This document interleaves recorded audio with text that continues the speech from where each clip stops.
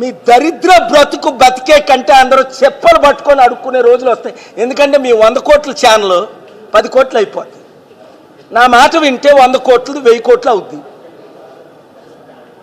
ఇదే ప్రాపర్టీ నేను ₹1 కోటి కొన్నాను, ఇప్పుడు 800 కోట్లు. వాళ్ళేమో దోచుకుంటున్నారు, నేనేమో పంచుతున్నాను. 5 లక్షల కోట్లు దానం చేశాను. పాత స్టోరీలు వద్దు. ఈరోజు మనకి మోదీ వద్దు, చంద్రబాబు వద్దు, పవన్ కళ్యాణ్ వద్దు, పాలే ముద్దు అని టైటిల్స్ పెట్టుకోండి. స్టీల్ ప్లాంట్ నాయకులందరూ ప్యాకేజ్ స్టార్ లాగా అమ్ముడుపోయారండి. మాట్లాడినాడు, ఎవడు మాట్లాడుతున్నాడు? అసలు 33,000 ఎకరాల్లో ఇవాళ మిగిలింది ఎంత? 19,000 ఎకరాలు. 14,000 ఎకరాలు ఎవరు అమ్మారు? తెలుగుదేశం పార్టీ అమ్మలేదా? తెలుగుదేశం పార్టీ పొత్తులే కదా సిపిఐ సిపిఎం, పవన్ కళ్యాణ్ వాళ్ళ పొత్తులే కదా.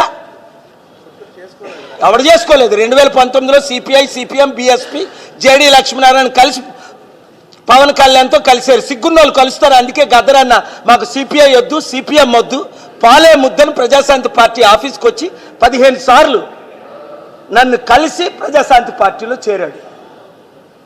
అది అంబేద్కర్ పార్టీ, గద్దరన్న పార్టీ, అమ్ముడుపోని పార్టీ, బడుగు బలహీన వర్గాల పార్టీ, బీసీల ఏకైక పార్టీ.